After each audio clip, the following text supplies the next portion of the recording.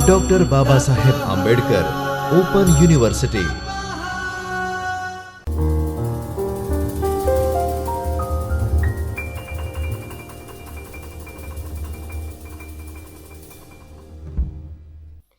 नमस्कार विद्यार्थी मित्रों, doctor Baba Saheb Ambedkar open university Ahmedabad के चैतन्य स्टूडियो से मैं doctor Maharudra Pratap Singh Chauhan, assistant professor Hindi, आप सबका स्वागत करता हूं। विद्यार्थी मित्रों, आज हम जिस विषय के बारे में बात करने वाले हैं वह विषय है मुख्य एवं गौण का द्वितीय वर्ष का हिंदी, जिसका पेपर है हिंदी नाट्य। पेपर कोड है HNDMS 203। इस पेपर के अंतर्गत हम आज इकाई 6 की बात करेंगे। इकाई 6 को हमने कुल मिलाकर 4 भागों में विभाजित किया था। हम भाग 1 की बात आगे के लेक्चर में कर चुके हैं। आज हम बात करेंगे इकाई 6 के दूसरे भाग के बारे में। अब इकाई 6, जिसका नाम है अंधेर नगरी, भारतेंदु हरिश्चंद्र, पाठ एवं व्याख्या। इसकी रूपरेखा अगर हम देखें तो इसको हमने 4 खंडों में विभाजित किया था। प्रथम खंड में हमने प्रस्तावना, फिर अंधेर नगरी एक कालजयी नाटक, फिर प्रमुख संदेश, साहित्यिक विशेषताएं और उपसंहार, इसकी बात हम कर चुके हैं।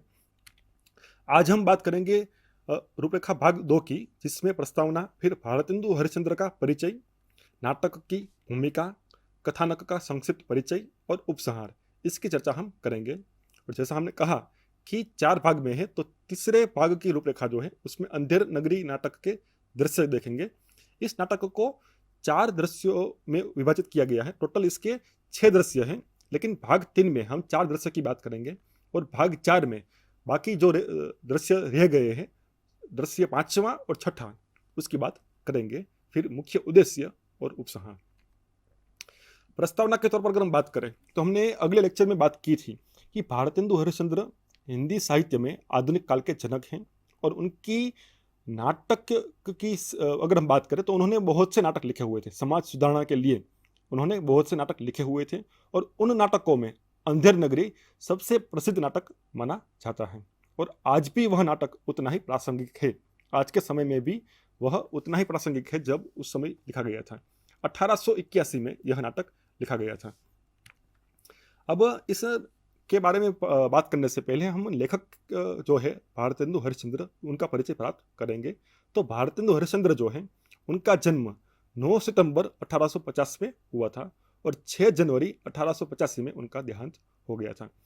आधुनिक हिंदी साहित्य के जनक माने जाते हैं। भारतेंदु हरिश्चंद्र जो हैं वो आधुनिक हिंदी साहित्य के जनक माने जाते हैं। इनका मूल नाम हरिश्चंद्र था, मूल नाम इनका हरिश्चंद्र था, लेकिन भारतेंदु इनकी उपाधि थी, जो बाद में इनको भारतेंदु उपाधि दी गई है। सामाजिक और राजनीतिक विषयों पर लेखन, भारतेंदु ने जितना साहित्य लिखा है, मतलब 35 या 36 साल की छोटी सी आयु में उन्होंने साहित्य जो लिखा था, उन साहित्यों में जो प्रमुख विषय अगर उनका हम देखें तो उसमें सामाजिक और राजनीतिक विषयों पर अधिक उन्होंने लिखा था, क्योंकि उस समय भारत में अंग्रेजों का राज था और अंग्रेजी शासन व्यवस्था किस प्रकार से सामान्य प्रजा का शोषण कर रही थी, उसका पूरा वर्णन उन्होंने अपने साहित्य के द्वारा किया है। भारतेंदु हरिश्चंद्र ने कवि वचन सुधा, हरिश्चंद्र मैगजीन और बाला बोधिनी जैसी पत्रिकाओं का संपादन भी किया था। अब हम देखते हैं कि आधुनिक काल के शुरुआती खंड, मतलब भारतेंदु युग जिसको हम कहते हैं, उस युग के जितने भी कवि रहे हैं, सभी के सभी कवि या साहित्यकार अच्छे संपादक भी रहे हैं।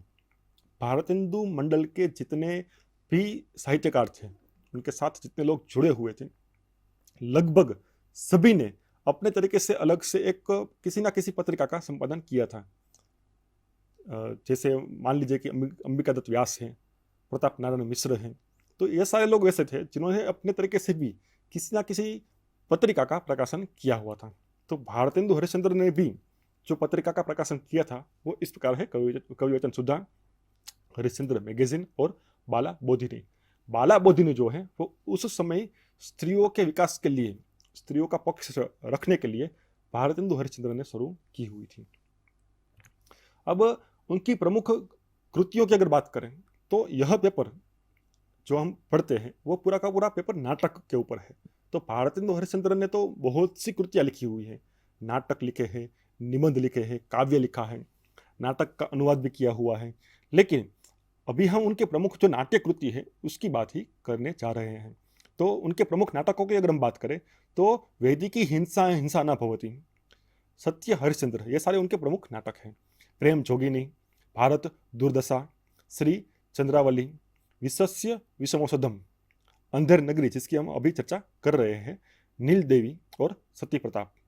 इनमें इन सारे नाटकों में अगर आपको कहा जाए कि प्रमुख नाटक, इनके भी अलग से आपको कहा जाए कि मुख्य नाटक कौन से हैं जिसको देखकर आप कहें कि नहीं ये भारत हरिश्चंद्र का प्रमुख नाटक है, तो उसमें भारत दुर्दशा और अंधेर नगरी, ये दो नाटक उनके कालजयी है। अब कालजयी नाटक किसको कहा जाता है, इसकी चर्चा हमने अगले लेक्चर में की थी कि कोई भी कृति अगर अपने जिस समय में लिखी गई है वो समय सीमा को तोड़कर सभी समय के लिए प्रासंगिक देखने को मिल जाए, उसकी प्रासंगिकता हर समय में देखने को मिले। अंधेर नगरी जो 1881 में लिखी गई है उसकी प्रासंगिकता आज भी देखने को मिलती है, तो उस रचना को हम कालजयी रचना कहेंगे। जैसे महाभारत है, रामायण है, श्रीमद् भागवत है, भागवत गीता है, तो ये सभी सारी कृतियां जो है उनको हम कालजयी मानते हैं। कालजयी क्यों? क्योंकि आज से हजारों वर्ष पहले यह कृति लिखी गई है लेकिन आज भी वह उतनी ही प्रासंगिक है।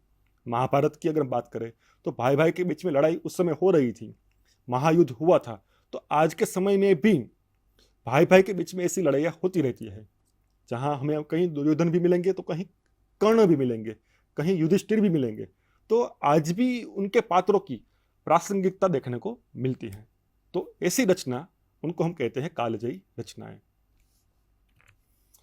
अंधेर नगरी नाटक की भूमिका की अगर बात करें तो उनकी जो कथा है उसकी संक्षेप में हमने चर्चा की थी, और कथानक का तो विस्तार से, मतलब सभी दृश्य कुल मिलाकर 6 दृश्य हैं।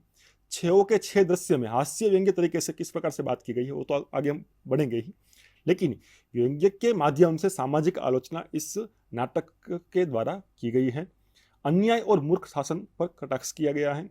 किसी भी शासन व्यवस्था में अगर अन्याय हो रहा है तो उस युग के साहित्यकार चुप नहीं बैठेंगे, वह अपनी कलम के माध्यम से उस सत्ता पर बैठे हुए व्यक्ति का विरोध करेंगे।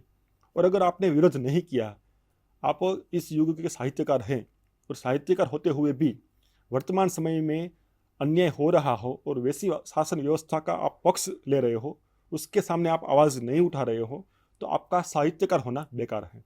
क्योंकि साहित्यकार का दायित्व है, कलम जब वो कलम चलाता है तो सिर्फ अपने लिए नहीं चलाता है, पूरे समाज के लिए चलाता है। तो साहित्यकार का दायित्व है और इस दायित्व को भारतेंदु हरिश्चंद्र ने बखूबी निभाया है।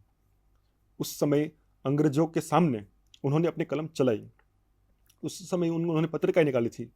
अब सोचिए कि जिस समय कलम चलाना एक अपराध माना जा रहा हो, जिनको पकड़ के कई बार जेल में भी डाला जा सकता है, ऐसा हर बार उनके साथ हो भी सकता था, लेकिन फिर भी उन्होंने इससे वो डरे नहीं थे और अपनी कलम निरंतर चलाते रहे। अन्याय और मूर्ख शासन पर कटाक्ष किया है। और प्रसिद्ध पंक्ति कौन सी है, हमने बात की थी, अंधेर नगरी चौपट राजा, टके सिर भाजी टके सिर खाजा। अंधेर नगरी मतलब जो नगरी है उसका नाम ही अंधेर नगरी है, जहाँ के चौपट राज है, टके सिर भाजी मिल रही है और खाजा यानी कि मिठाई भी टके सिर ही मिल रहा है। कथानक का संक्षिप्त परिचय अगर हम प्राप्त करें तो मुख्य पात्र के रूप में गुरु है, चेला है, राजा है, मंत्री है और कोतवाल है। चेला जो है वो अंधेर नगरी में रुकता है। गुरु उनको मना करते हैं कि ऐसी नगरी में रुकना नहीं है, लेकिन वो नहीं मानता है। गुरु और 2 शिष्य एक जगह से जा रहे थे, वहाँ पर वो एक जंगल में ठहर जाते हैं और दोनों शिष्य को गुरु कहते हैं कि आप लोग जाइए और दक्षिणा लेके आइए। दोनों शिष्य अलग अलग दिशाएं में जाते हैं। एक शिष्य को दक्षिणा मिलती है, दूसरा जो शिष्य है वो ऐसे ही लौटाता है खाली हाथ। अब जिसको दक्षिणा मिली हुई है वह बहुत ही खुश है और गुरु को कह रहा है कि देखिए ये कैसा नगर है, यहाँ तो अंधेर नगरी है और सारी चीज़ों के दाम एक समान है। आपको मिठाई चाहिए तो भी सस्ते में मिल जाएगी, आपको भाजी चाहिए तो भी सस्ते में मिल जाएगी, तो हम इस जगह पर आराम से रह सकते हैं। गुरु का काम है उसको सचेत करना। गुरु कहते हैं कि नहीं, ऐसी जगह पर हमें रहना नहीं है, अभी के अभी हम यहाँ से निकल जाएंगे। अब शिष्य को वो मनाते हैं, लेकिन गोवर्धन दास जो शिष्य है वो मानता नहीं है, हठ करता है कि नहीं मुझे यहीं रहना है, इतने अच्छे राज्य में हम क्यों ना रहें। तो गुरु ही थे। उन्होंने कहा कोई बात नहीं, आप यहाँ रहिए, हम दोनों यहाँ से जाते हैं, लेकिन जीवन में कहीं कभी भी आपको हमारी आवश्यकता हो, एक बार पुकारना, हम वहाँ पर आ जाएंगे और आपकी मदद करेंगे। ऐसा कह के गुरु वहाँ से चले जाते हैं। अब बात आगे बढ़ती है, कुछ दिन बढ़ जाते हैं, निकल जाते हैं, आराम से गौर धंधा से रह रहा है, और एक समय ऐसा आ जाता है कि एक बड़ी दुविधा में वो फंस जाता है, अपने गुरु को याद करता है, और गुरु वापस आकर अपने शिष्य को बचाते हैं। न्याय व्यवस्था की मूर्खता उजागर होती है। अब गुरु जो है अंत में आकर अपनी सूझबूझ से अपने शिष्य को वहाँ पर मरने से बचा लेते हैं। तो इस प्रकार हमने जो बात की, कथानक की भी पूरा इस प्रकार से ही है।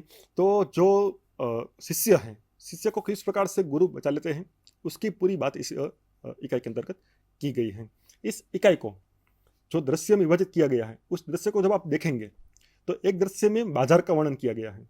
तो बाजार के दृश्य में वहाँ की जो उस समय की 1880 के आसपास के दशक की सामाजिक व्यवस्था क्या रही होगी, वहाँ के लोग कैसे थे, वहाँ का पहनावा कैसा था, लोग किस प्रकार से बोलते थे, वो सारा परिदृश्य आप देख पाओगे।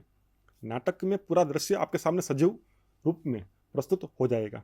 आपको ऐसा ही लगेगा कि आप 1880 के समय में पहुंच गए हो और सभी लोग आपके सामने ऐसे ही घूम रहे हैं। सारे जो पात्र हैं, कोतवाल है, मछली वाली है, जितने भी चूड़ी वाली है, तो ये सारी जो लोग हैं, पात्र है, दुकानदार है, वो आपको आपके सामने ही दिखेंगे। तो यही इस कृति की महानता है कि आपको वहाँ तक ले जाएगा। नाटक की प्रासंगिकता यही है कि आपको ऐसा ही लगेगा कि आपको 1880 के दशक में पहुंच गए हैं और आपके सामने ही सारी घटनाएं घटित हो रही हैं। तो इस प्रकार से हम देखें तो भारतेंदु हरिश्चंद्र इस नाटक में सफल लेखक के रूप में हमारे सामने आते हैं। तो विद्यार्थी मित्रों, इस प्रकार इस इकाई 6 का दूसरा भाग यहाँ पर समाप्त होता है। आगे के लेक्चर में हम भाग 3 की बात करेंगे। तब तक के लिए धन्यवाद। स्वाध्यायः परः।